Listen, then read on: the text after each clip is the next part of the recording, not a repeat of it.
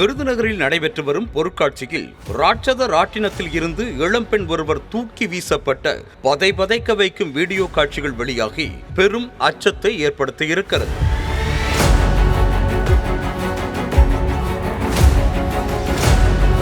விருதுநகர் மதுரை சாலையில் உள்ள தனியார் ஆண்கள் மேல்நிலைப் பள்ளி நிர்வாகம் சார்பாக பள்ளி திடலில் 77வது பொருட்காட்சி நடைபெற்று வருகிறது. பொருட்காட்சிக்கு நாள்தோறும் சுற்றுவட்டாரங்களைச் சேர்ந்த ஏராளமானோர் வந்து செல்லும் நிலையில் பொருட்காட்சியில் ராட்சத ராட்டினமும் இடம்பெற்றுள்ளது. அதில் விளையாடுவதற்காக ஏறிய கௌசல்யா என்பவர் ராட்டினம் சுற்றி கொண்டிருந்த போது இருக்கையில் இருந்து நழுவி அப்படியே மேல் இருந்து கீழே தூக்கி வீசப்பட்டார்.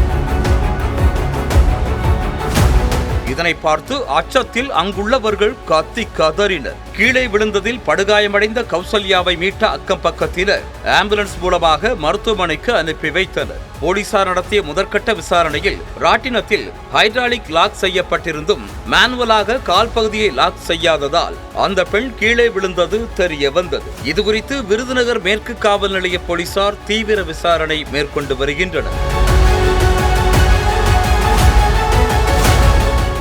செய்திகளை உடனுக்குடனும் துல்லியமாகவும் தெரிந்து கொள்ள சப்ஸ்கிரைப் பண்ணுங்க.